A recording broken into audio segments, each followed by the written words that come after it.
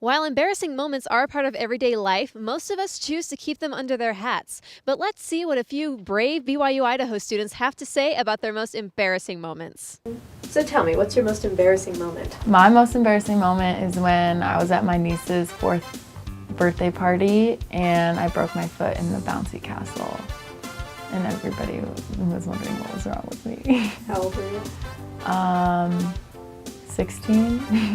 I get up in front of the whole school, there's like 1,200 people, and I'm supposed to announce this Samoan group in this dance that they're performing, and I completely blanked on what the name was, and so I kind of just made something up.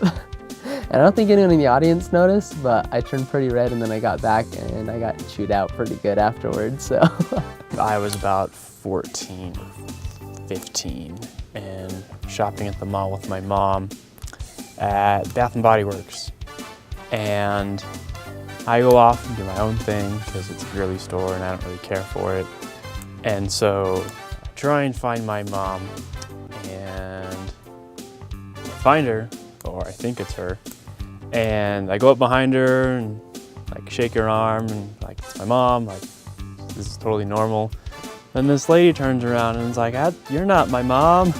I was at Dion's with my family and like a bunch of friends, and Dion's is like this really popular like food place in New Mexico that it's like pizza and sandwiches and everyone goes there. But I thought I saw this girl who has like super curly hair from one of my classes, and so I was like, oh, there she is. And so I'm gonna go say hi to Morgan, that's her name. So I like walk over and I start touching her hair and like being like, hey girl, what's up? And not even like looking at her. This other lady turns around and is like, excuse me, who are you? My whole family saw it and it was so embarrassing. But I drove my truck and it's just a lot higher, and I was wearing a skirt, and so it was like a really tight pencil skirt. Well, it just gets tighter towards the bottom, you know what I mean? It kind of just does that. And so it's really hard to get on the truck. But of course I'm rushing to the date, so I get on the truck and then I meet him at the restaurant, and then we get out of the restaurant and I think he had something else to do or something, so we were gonna leave. So he walks me to the car, right? And he just sits there and I realize I can't get on the truck without, like, you know what I mean? Like, he can't watch me get on the truck. That's just gonna be really awkward.